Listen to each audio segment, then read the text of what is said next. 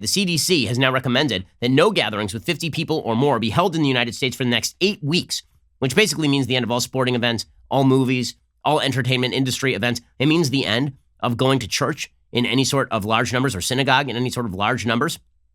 The CDC does not apply this to the day-to-day operation of organizations like schools, institutes of higher learning, or businesses, and added it was not intended to supersede the advice of local health officials. It's hard to see how the schools remain open under those circumstances. I mean, schools everywhere are closing. My kids were let off at the end of last week.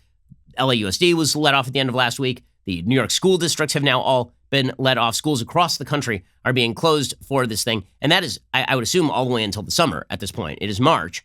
If you're assuming 8 weeks, that takes you to the middle of May. So at that point, there's no point, right? I mean, now summer has happened. So there's no reason to go back to school. The CDC says the recommendation is made in an attempt to reduce introduction of the virus into new communities and to slow the spread of infection in communities already affected by the virus.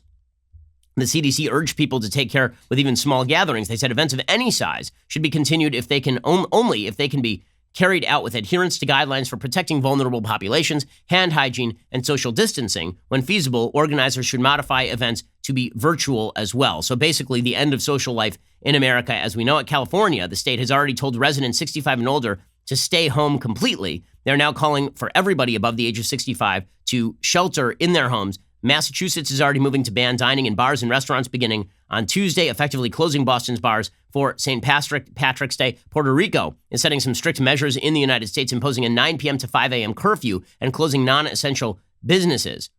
Gavin Newsom said we're calling for the home isolation of all seniors in California. So really strict steps being taken. Meanwhile, as I say, the fascinating sort of counterexample is what the UK is doing. Right? That's the fascinating counterexample. And this is really the way that we're going to be able to tell whether all of this is an overreaction in terms of what we are doing about it, or whether the UK has just blatantly screwed this thing up and a lot of people are going to die because the UK is screwing this thing up. According to the Financial Times, the UK is basically asking everybody over 70 to self-isolate for up to 4 months. And then they're saying everybody else, go out and do what you want. And the reason they're saying that is they're saying, listen, there is a vast difference in the vulnerability of older populations, people with pre-existing conditions, and people who are younger. And it's actually not good to have people who are younger destroying the economy of your country by staying home in order to protect people who you can protect by simply having them basically self-quarantine, right? Have everybody who's in the vulnerable population stay home, have everybody else go to work. And then if all those people infect each other, and then if all those people experience mild symptoms, and then if they spend 2 weeks being a little bit sick, and they're saying, by the way, if you have a cough or you have a fever, then go home and self-quarantine for a week. And you do all of that sort of stuff. Then in a few months, there will be a herd immunity. That's sort of the theory that is ongoing in the UK. And it'll be fascinating. I mean, if they have the same death rates as the United States or South Korea or China or even Italy, then the question is going to be, did we just destroy the entire world economy for several months on end in order to protect a vulnerable population when the vulnerable population could have been protected simply by having them shelter in place? According to the Financial Times, the UK government will ask everyone aged over 70 to self-isolate for up to 4 months, has called on manufacturers to increase production of ventilators. Matt Hancock is the health secretary and said the elderly would be asked to take measures to protect themselves from the virus in the coming weeks. He said that the coronavirus would disrupt the lives of almost everybody in the UK. The question, and you're seeing kind of panicked messages coming out of companies and coming out of public health officials. The question is whether that is based on data or whether that is based on the sheer sense that if we don't do something and do something right now, that this thing could rage out of control. So how much of that is realistic? Again, we're now in the forecasting business because here's the thing. If you take these really heavy measures and things don't get really bad, then you get to say it was the heavy measures that prevented things from getting really bad. If you don't take the heavy measures and things get really bad, people go, why the hell didn't you take the heavy measures? If you don't take the heavy measures and things end up being pretty good, then everybody says, why the hell did you take the really heavy measures in the first place? So the sort of safest thing to do as a public leader, I've been saying this about President Trump for a while, the safest thing to do as a public leader is to overreact. What's the worst that happens? That you overreact and then there's less death. And then you say, right, there was less death because I overreacted. There's no counterfactual. UK right now is providing a counterfactual. So it'll be fascinating to see whether that counterfactual actually results in the same sort of death rates as in the United States. The number of people diagnosed with COVID-19 in the UK has now reached 1,372. The number of deaths has hit 35. All of the deaths have been among those with underlying health conditions or aged over 60. Appearing on the Andrew Marr Show on the BBC, Hancock said the government would introduce emergency legislation through the House of Commons next week to give the authorities the powers they need to force people to self-isolate. Hancock also said he could not rule out closing non-essential businesses like restaurants and bars. He said, we haven't ruled that out. We'll do whatever is necessary.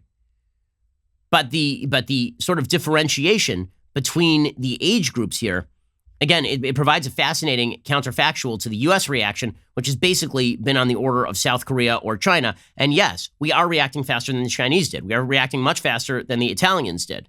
Right? The Italians only started closing things down at day 15 since when this stuff started appearing in their country. We've closed everything down day 10, day 11.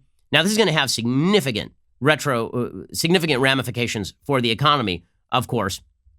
And that is why the Fed is now moving to lower the interest rates. That we'll get to the financial ramifications of this for just a second. But first, a note of optimism. Everybody's kind of looking at the empty shelves right now and freaking out, but the supply chains have remained strong. What's happening right now is that you're seeing the first wave of sort of panic buying, people going out there and trying to stock up. Listen, I get it. I've got a family. I want to make sure.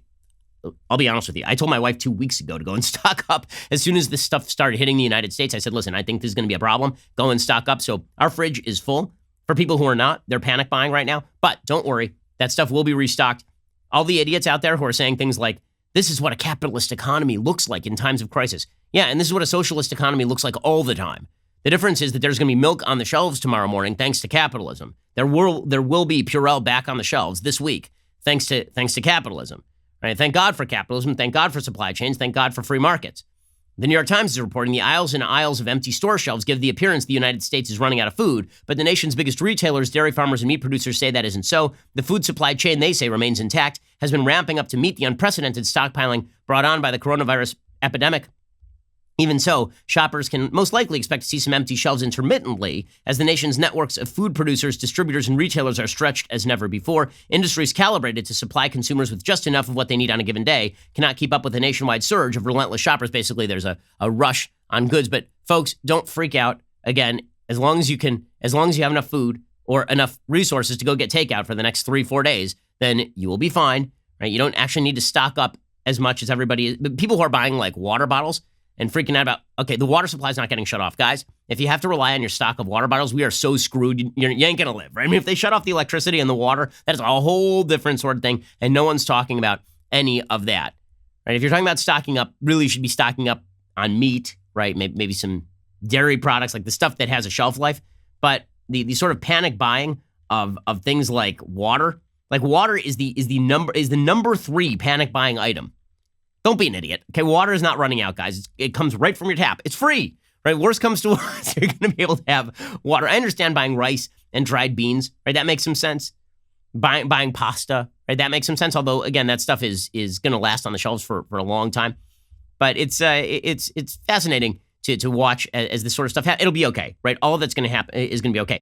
Facts don't care about your feelings, and it's a fact that The Ben Shapiro Show is the largest conservative podcast in the nation. Be sure to hit the subscribe button to stay up to date on all of our content.